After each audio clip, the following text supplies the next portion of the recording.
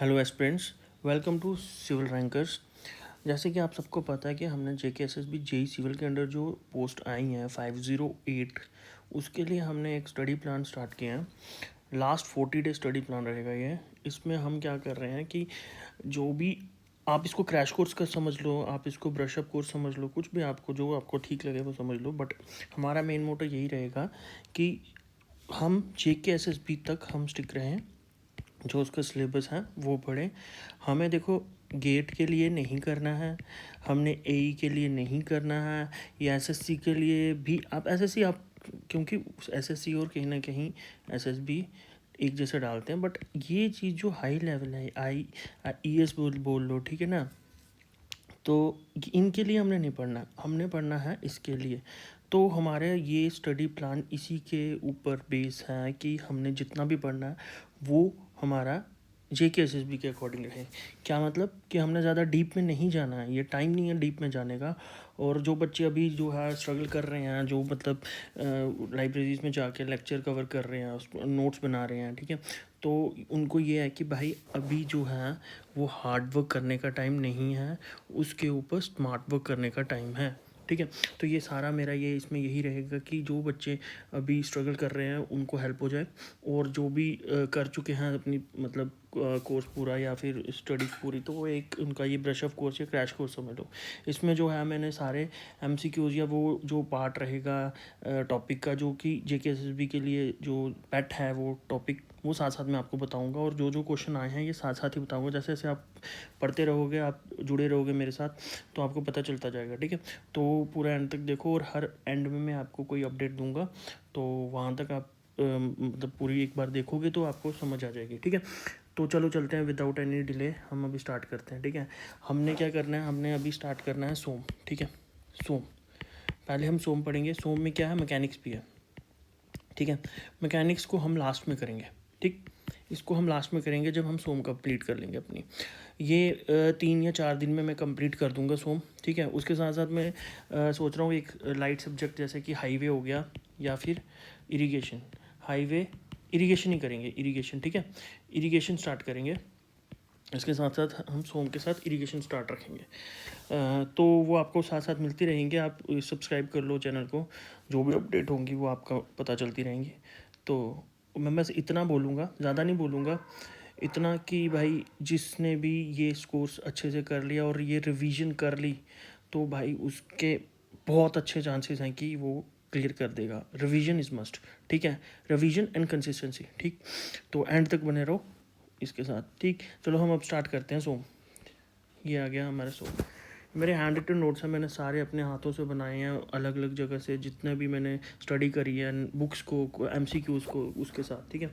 अब मैं स्टार्ट करता हूँ सोम का।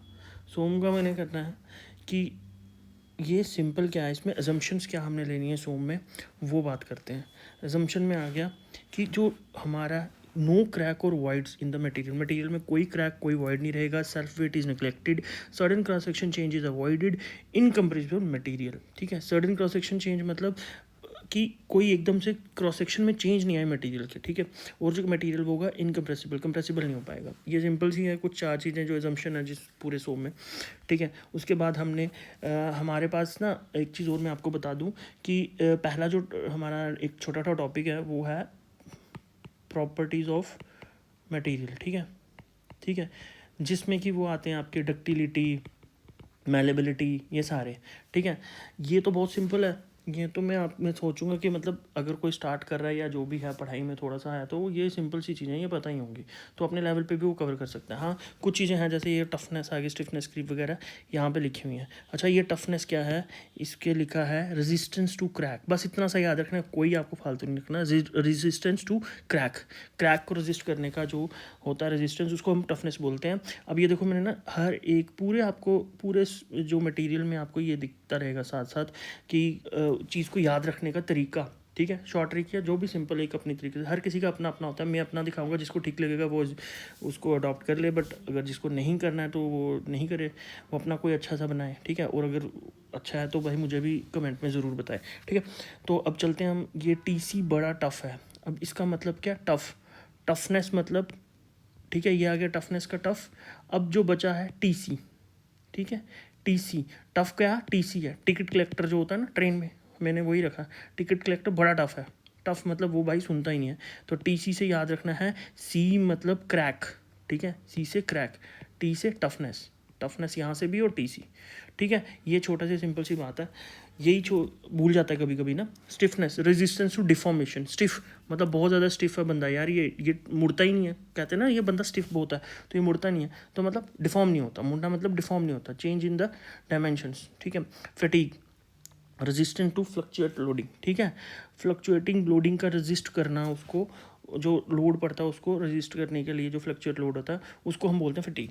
And the creep is the progressive deformation, ये आपको पता होगा। अच्छा ये जो चीज़ है, अच्छा एक चीज़ और मैं मिस कर रहा हूँ, सॉरी, ये जो चीज़ है ना, ability to absorb energy till breaking, ये होता है टफनेस, इसको टफनेस भी बोलते हैं। ये मैंने क्यों लिखा हुआ है बताता हूँ। जैसे रेजिस्टेंस टू सडन लोडिंग, इसको भी हम बोलते हैं टफनेस, सडन लोडिंग। अब ये जो चीज़ें हैं ना, ये चीज़ ये कहाँ से मैंने क्यों की है, ये की इसीलिए है, ऊपर लिखी हैं क्योंकि मैंने जो सॉल्व किए हैं क्वेश्चंस उसमें ये पूछा हुआ है, ऐसे आया क्वेश्चन, ये नहीं आया रेजिस्टेंस टू क्रैक क्या होता है ना, उन्होंने पूछा है what do you know about the ability to absorb energy till breaking for the material, या कुछ भी इस तरीके का, उसमें ये 4 दे देंगे, आपको बताना, ठीक है। तो ये चीज़ भी याद रखनी है। मेरे पूरे नोट्स में जो चीज़ ऐसे एक्स्ट्रा ऐड दिखेगी ना, इसका मतलब वो मैंने ऐड की हैं बाद में अपना पढ़ के, जैसे ये सारा है, सॉरी ये सारा, ठीक है, ये सारा इसको हम बोलेंगे, ठीक है, ये सारा मैंने ऐड किया, वो बताऊंगा टाइम टू टाइम ये है क्या है, ठीक है, यहाँ पे भी आएंगे। अब ये भी है, एक चीज़ है, आपको आगे पता चलेगी क्या चीज़ है, ठीक है। अब क्या आता है रेजिलियंस, ये मैंने ऐड किया हुआ, देखो ये पूरा ऐड किया हुआ है, ये ऐड किया है क्योंकि ये पूछा है। रेजिलियंस क्या है, property by which material absorb energy, वो प्रॉपर्टी जिससे कि मटेरियल क्या करती है, एनर्जी को अब्जॉर्ब करती है, उसको बोलते हैं रेजिलियंस। सिंपल, कुछ नहीं याद रखना, बस इतना। अब क्या आता है ई होता है यंग मॉडुलस, आगे आपको आएगा, बट अभी मैं बता दूं यंग मॉडुलस क्या है। जितनी ज़्यादा यंग मॉडुलस उतना ज़्यादा मटेरियल इलास्टिक, ठीक है। अब यंग मॉडुलस की वैल्यूज़ हैं, वो एक टेबल है, वो मैं आपको बताऊंगा। ये सारा इसकी अलग अलग चीज़ें हैं, ये यहाँ पे हम आएंगे, ये मैंने यहाँ पे लिखा है, इस पर हम आएंगे बैक, इस पर भी आपको बताऊंगा जब आपको ये चीज़ें, जी की वैल्यू जी है क्या, म्यू है क्या, ये ई क्या है, ये सारा आपको पता चलेगा। अब ये जो टेंसर क्वांटिटी क्या है, नीदर वेक्टर नॉर स्केलर, ना ही वेक्टर ना ही स्केलर, उसको टेंसर क्वांटिटी कहते हैं। ये क्वेश्चन आया हुआ तभी लिखा हुआ, एग्जाम्पल ब्रिज बिल्डिंग बीम, ठीक है। अब यहाँ से, सॉरी ये पेज आ गया फिर से, चलो यहाँ से स्ट्रेस एंड स्ट्रेन। सिंपल पहला टॉपिक हमारा स्ट्रेस एंड स्ट्रेन है, उसमें स्ट्रेस क्या है, लोड अपॉन एरिया, सबको पता है, ये उसकी एसआई यूनिट है, न्यूटन पर एमएम स्क्वायर। और ये टाइप ऑफ स्ट्रेसेस क्या है, direct stresses, shear stresses and bending stresses, और टॉर्जनल स्ट्रेस और थर्मल स्ट्रेस। थर्मल स्ट्रेस अच्छा टॉपिक है, इसको पढ़ना है, बहुत इंपॉर्टेंट टॉपिक भी है। टॉर्जनल का भी आएगा, टॉर्जन क्या हो गया, ट्विस्ट, जब हम किसी चीज़ को एंगल के अकॉर्डिंग मोड़ते हैं, ठीक है। डायरेक्ट स्ट्रेसेस में नॉर्मल स्ट्रेसेस जिसको हम जो डायरेक्ट एक्सियल लगाएंगे, सीधे जो सिंपल। और शेयर आ जाएगा, जब भी कभी एक बॉडी होगी उसको एक इधर से लगेगा एक इधर से लगेगा फोर्स, ठीक है ना, इक्वल फोर्स, वो घूमेगा, तो घूमेगा मतलब सॉरी घूमेगा नहीं, वो अपना डिफॉर्म करेगा, मतलब वो इस टाइप से हो जाएगा, ठीक है, तो उसको हम शेयर स्ट्रेस बोलेंगे। बेंडिंग स्ट्रेस जो बेंडिंग की वजह से होगी।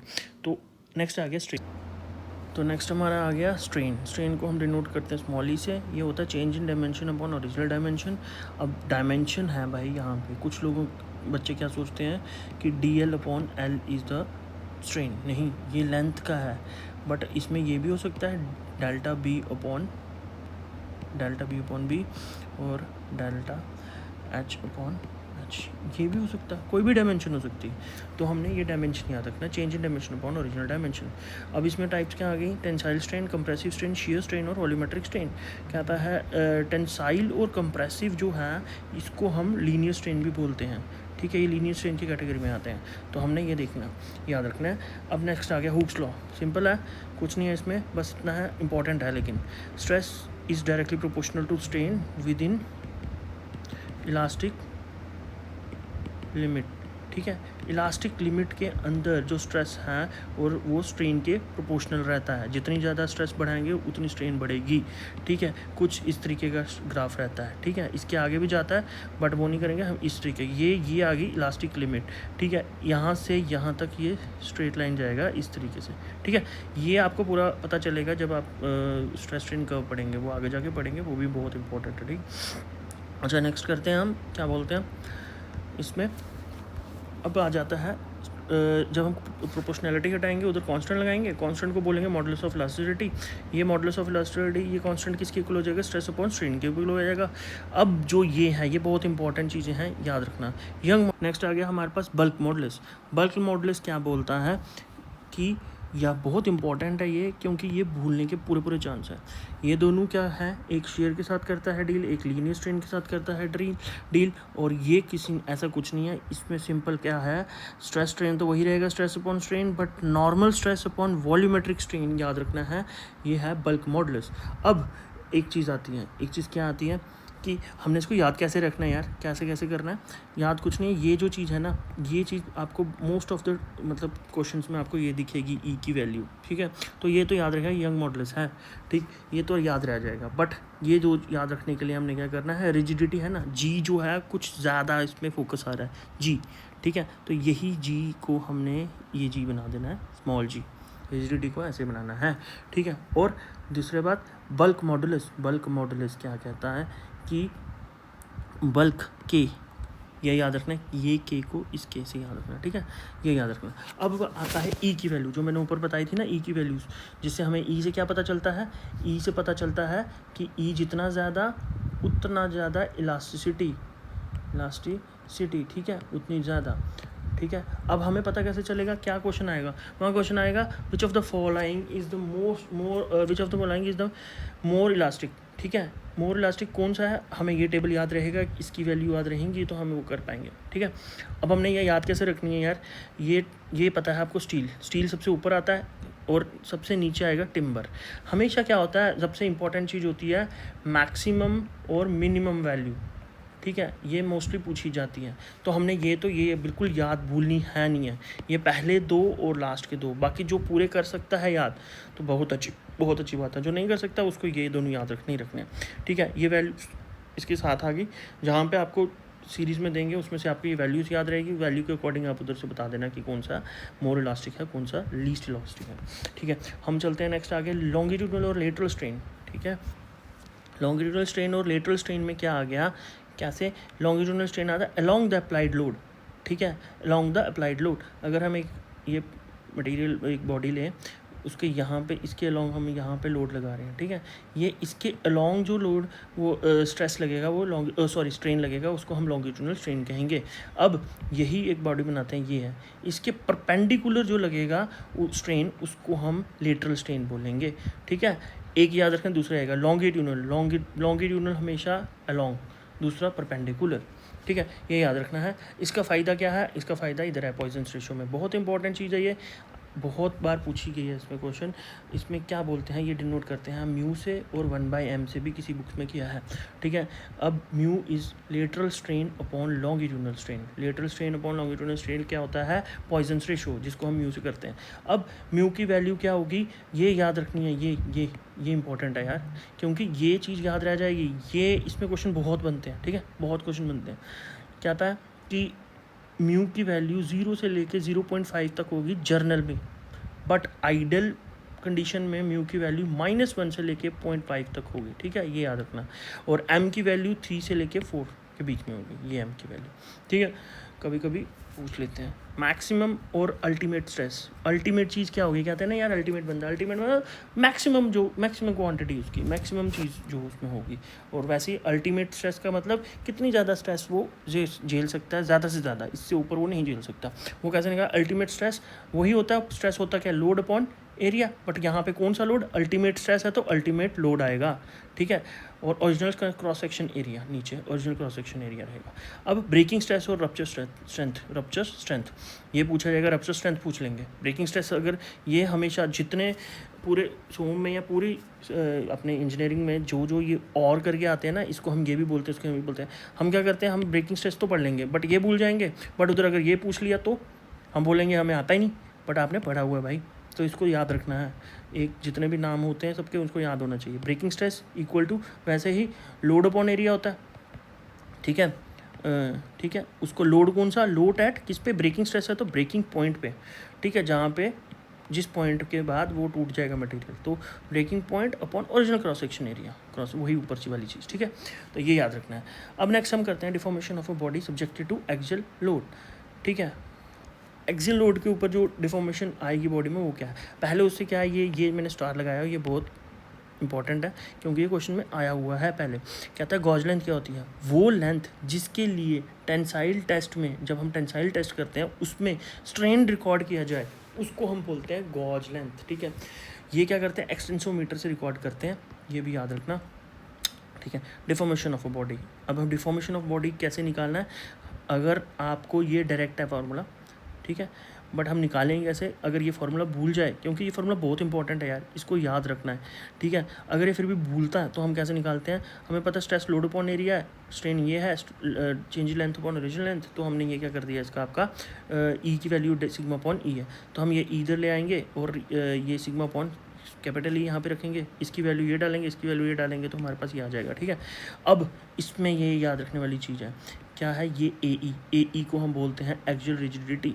एक्सियल रिजिडिटी क्या होती है, ए ई, और ये इसका फ़ायदा क्या है, ए ई अगर कांस्टेंट है तो जो बार है वो प्रिज्मेटिक बार है। प्रिज्मेटिक बार मतलब, अब जैसे प्रिज्मेटिक बार होगी कि अलोंग द लेंथ उसकी जो क्रॉस सेक्शन एरिया है हर एक पॉइंट पे वो सेम रहेगा, बट ये एक बार है नीचे, ये प्रिज्मेटिक बार नहीं है क्योंकि हर एक पॉइंट पे हर एक लेंथ के बाद ये इसका क्रॉस सेक्शन एरिया चेंज हो रहा है। तो इसके लिए ये तो प्रिज्मेटिक के लिए आ गया पूरा, बट इसके लिए क्या आएगा, इसके लिए फॉर्मूला है, वही फॉर्मूला है पी एल अपॉन ए ई वाला, बट इसमें ए की वैल्यू क्या डालनी है, ए की वैल्यू यानी ये π/4 d1 इंटू d2, ये d1 d2 इसके यहाँ का इसका डाया है, ये इसका यहाँ का डाया है, ठीक है। ये याद रखना है, यही वैल्यू हमने डालनी है वहाँ पे, क्या आ जाएगा पी एल अपॉन ए π/4 d1 d2 इंटू ई, ये ऊपर चला जाएगा 4 यहाँ से, तो ये बन जाएगा P4 PL upon pi d1 d2 into e, ठीक है। ये याद रखना है। ये क्वेश्चन आता है टेपरिंग रॉड जिसको हम बोलते हैं, हम एक्सटेंशन ऑफ टेपरिंग रॉड की, ठीक है। अब आ जाता है यहाँ पे बार्स ऑफ कंपोजिट सेक्शन। अच्छा, कंपोजिट सेक्शन क्या हो गया वो मैं बताऊं। कंपोजिट सेक्शन होता है जब दो या दो से ज़्यादा मटेरियल मिलके, ठीक है, दो या दो से ज़्यादा मटेरियल मिलके एक सिंगल यूनिट बनाते हैं, या यूनिट मतलब एक सिंगल कोई भी सेक्शन बनाते हैं, उसको हम बोलते हैं कंपोजिट सेक्शन, जिसमें दो या दो से ज़्यादा मटेरियल यूज़ हो। मान लेते हैं यहाँ पे कि एक जो है मटेरियल 1 है, ये मटेरियल 2 है, जिसको हम मान लेते हैं ये स्टील है और ये टिम्बर है। तो इसमें लेंथ लोड 1 लग रहा है, इधर लोड 2 लग रहा है दूसरे के ऊपर, ठीक है। ये पूरा एक कंपोजिट मेंबर, इसमें हम एक्ट करते हैं, act as a single unit act होता है पूरा, ठीक है। इसमें 2 पॉइंट हमने याद रखने हैं, contraction and expansion of individual material of a composite section is equal, ठीक है। बट इसको हम ये लाइन याद रखने की ज़रूरत नहीं है, आप मेन ये याद रखो क्या कि E1 equal to E2, strain जो होगी E1 में, इसमें वो किसके इक्वल होगी, इसके स्ट्रेन के इक्वल, ठीक है। ये एक पॉइंट, एंड टोटल लोड यानी कि इसमें जो ये L1 और L2 लग रहे हैं अलग अलग, ये टोटल लोड किसके हो गया, L1 का और L2 का प्लस करेंगे टोटल आ जाएगा। अब इसके थ्रू हमारे ये चीज़ आएगी क्या, E1 अपॉन E2, आपको पता है E को हम ये भी लिख सकते हैं सिग्मा अपॉन E, ठीक है। तो E1 यहाँ 1 वैसे ही E2 equal to sigma 2 E2, तो ये बस ये जो है इसकी जगह डाल दिया हमने, ये यहाँ पे डाल दिया और ये हमारा आ गया, ठीक है। ये याद रखना है, sigma 1 upon E1 equal to sigma 2 upon E2, कुछ भी यहाँ से हम निकाल सकते हैं जो भी क्वेश्चन में दिया हुआ है, ये याद रखना है, ठीक। अब आ जाते हैं पॉइजन रेशो पे। अब मैंने बोला था पॉइजन रेशो क्यों इंपॉर्टेंट है, क्योंकि ये सारा जितना ये है, ये क्वेश्चन बहुत आए हुए हैं, ये मैंने बाद में ऐड किया है तभी, ठीक है। तो ये याद रखना है, कहता है कि अगर पॉइजन रेशो या फिर बोल सकते हैं ऐसे भी कि ब्रिटल मटेरियल के जो पॉइजन रेशियो होगा वो होगा 0.25 से छोटा, और डक्टाइल मटेरियल के लिए पॉइजन रेशियो 0.25 से बड़ा। इनकम्प्रेसिबल मटेरियल के लिए जो पॉइजन रेशियो होगा 0.5 के इक्वल होगा। अब ये एक टेबल है छोटा सा, इसमें ये बहुत ईजी है, देखने में बड़ा लग रहा है कुछ नहीं है ये याद रखना है। कॉर्क, ये बहुत बार क्वेश्चन आया कॉर्क वाला। कॉर्क के लिए आपका जो पॉइजन रेशियो की वैल्यू है वो क्या है, 0, ठीक है। अब कंक्रीट मेटल के लिए क्या होती है, रबर के लिए भी आई हुई है बहुत बार, रबर के लिए 0.5 होती है, ये तो याद रखो, ठीक है। उसके बीच में डालो CM, कंक्रीट और मेटल। कंक्रीट 0.1 से लेके 0.2, वैसे ही 0.25 से लेके 0.33 तक क्या आ जाती है, मेटल की। अब इसका रबर आ जाएगा, फिर स्टील का आ जाएगा, स्पेसिफिकली स्टील इसके बीच में आएगी, तो इसका स्पेसिफिकली एक वैल्यू है 0.286, ठीक है। और ये तो आपने जर्नल और आइडल आपने मैंने ऊपर बताई है, 0 से 0.5 और -1 से 0.5 तक। अब ये जो ये वाला पार्ट है ये कहता है अगर मटेरियल रिजिड है, रिजिड प्लास्टिक मटेरियल है, तो उसका स्ट्रेस स्ट्रेन कर्व इस तरीके की बनेगी, पैरेलल टू E, ठीक है, इसके पैरेलल, ठीक है। और जो ये इलास्टिक है, इलास्टिक प्लास्टिक मतलब वही मैंने बोला ना हुक्स लॉ, ये यहाँ तक वैलिड करेगा, ये एक सीधी बनेगी, इसके बाद ये कुछ चेंज होगा। तो इलास्टिक प्लास्टिक के लिए आपने ये बनानी है, बस इतना याद रखना है, ज़्यादा नहीं बीच में घुसना, ठीक है। अब हम क्या होता है टेंसाइल, हम हमेशा कहते हैं टेंसाइल चीज़ को हम ज़्यादा फोकस करते हैं और हम सोचते हैं कि उसकी वैल्यू ज़्यादा आ गई, नहीं, कंप्रेसिव यील्ड स्ट्रेंथ ज़्यादा होगा as compare to tensile yield strength, ठीक है, इतना याद रखना, बाकी कुछ नहीं। ये PL/AE एक्सियल रिजिडिटी। अच्छा, एक्सियल रिजिडिटी का फ़ायदा क्या होता है यहाँ पे यार, एक्सियल रिजिडिटी का फ़ायदा ये होता है कि स्ट्रेंथ उससे पता चल जाती है। कैसे, अब देखो एक्सियल रिजिडिटी और इसके बीच में क्या हुआ है रिलेशन, इन्वर्सली है ना, जितना ज़्यादा ये बढ़ेगा उतना ज़्यादा ये घटेगा। और ये चीज़ क्या है, this is change in length. Change in length क्या होती है, डिफॉर्मेशन होती है ना। डिफॉर्मेशन अगर कम होगी, अगर ये बढ़ेगा ये कम होगा, यानी कि डिफॉर्मेशन कम हुई, तो कम डिफॉर्मेशन का मतलब है कि स्ट्रेंथ ज़्यादा होगी। किसी चीज़ को हमको जो ज़ोर से दबाएं बट वो डिफॉर्म नहीं हो, तो क्यों नहीं हो रही डिफॉर्म, क्योंकि इसमें स्ट्रेंथ ज़्यादा। तो पता चला एक्चुअली रिजिडिटी स्ट्रेंथ के कैसे इक्वल है, कैसे उसका रिलेशन है, ठीक है। जितनी ज़्यादा एक्चुअल रिजिडिटी उतनी ज़्यादा स्ट्रेंथ, ठीक है, उतना कम डिफॉर्मेशन, ठीक है, याद रखना है। अब ये बहुत इंपॉर्टेंट है, वेरी आप इसको वेरी इंपॉर्टेंट लिख लो इस पूरे चैप्टर में। ये भी इंपॉर्टेंट, सबसे इंपॉर्टेंट चीज़ आ जाती है deformation due to self weight. ये सीधे पूछ लेते हैं, what is the value of deformation due to self weight. हमें पता है, हमने पहले किया है PL, यहाँ पे ये लोड ही है, तो इसको मैं WL लिख लेता हूँ, WL/AE, ये रखना है बस। इसके साथ 1/2 लगा देता है और सेल्फ वेट आ जाएगा, ठीक है। ये किसके लिए है, प्रिज्मेटिक बार्स के लिए है ये वैल्यू। बट अगर कोनिकल बार आ जाएगी, कोनिकल शेप की, तो उसमें 1/3 आ जाएगा, किसका, 1/3 ऑफ प्रिज्मेटिक, इसका, उसका नहीं, PL/AE वाला नहीं, जो इसका है प्रिज्मेटिक बार का, इसका 1/3 यहाँ पे जोड़ देना है, ठीक है। उसके बाद ये भी होगी वैल्यू। अब यहाँ पे इलांगेशन टू सेल्फ वेट मैंने फिर से लिखा है, क्योंकि ये जो मैंने ऐड किया है ये मैंने किया क्वेश्चंस को देख के कि भाई ये भी है, ये नहीं, ये मैंने कुछ अलग मटेरियल देखा था उसमें से किया था। इसमें प्रिज्मेटिक बार के लिए क्या है, सेल्फ वेट λL²/2E, ठीक है। अब लैम्डा की वैल्यू क्या होती है, वेट अपॉन वॉल्यूम, ठीक है, वेट अपॉन वॉल्यूम। वैसे ही कोनिकल के लिए 1/3 λL²/2E, ठीक है। ये याद रखना है, लैम्डा की वैल्यू वेट अपॉन वॉल्यूम, ठीक है। ये इनडिटर्मिनेट स्ट्रक्चर ये मैंने ऐसे ऐड किया हुआ है, अभी नहीं करेंगे इसको, स्लोप एंड डिफ्लेक्शन में देख लेंगे, ठीक है, इसको आप इग्नोर करो। अब एक चीज़ और मैं बोल रहा हूँ, क्या भी बोल रहा हूँ, हमने ये कैपिटल E जो मॉडुलस ऑफ इलास्टिसिटी ये सारी हमने की थी ना, ये हमने की थी यहाँ पे, ये G की वैल्यू। अब इसका हमने रिलेशन देखना है, ठीक है, ये उसके रिलेशन है यार, ये सारे उसके रिलेशन है। कहता है E = 2G 1 + μ। इसको डिराइव करना नहीं करना कुछ भी, इसको सीधे रटना है। E जो है 2G के टाइम में 1 + μ था, हमने ऐसे याद रखा।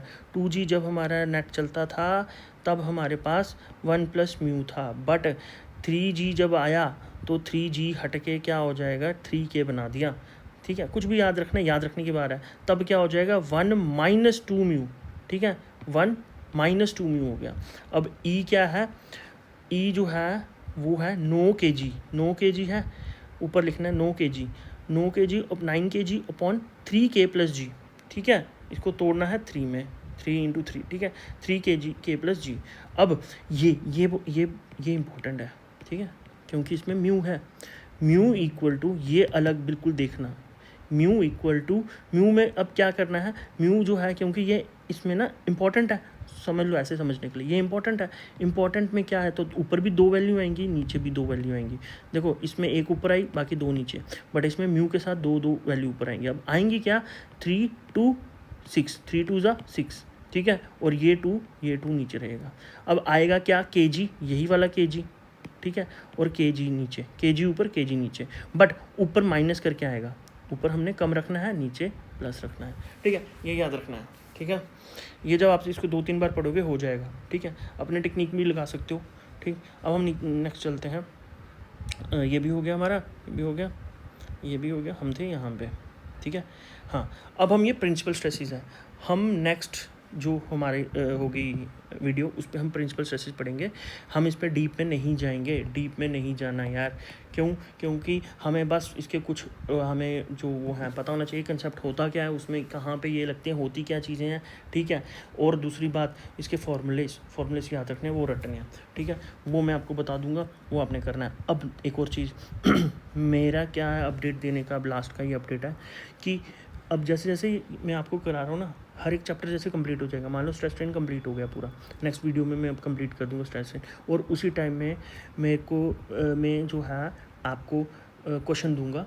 मेरे पास जो मटेरियल होगा, जैसे कि मैं वो मेड इजी से जो ए की है, ए लेवल की, और जो एसएससी लेवल की, उन दोनों की फ़ोटोज़, उनकी क्वेश्चंस जो कि इसी चैप्टर के रिलेटेड है, वो मैं अपने टेलीग्राम चैनल में डालूंगा, जिसका लिंक मैंने अभी डिस्क्रिप्शन में दिया, वहाँ से जाके ऐड कर लो। जैसे ही उस चैनल पे 100 जो मेंबर्स हो जाएंगे, तब मैं उसमें कंटेंट आना स्टार्ट कर दूँगा।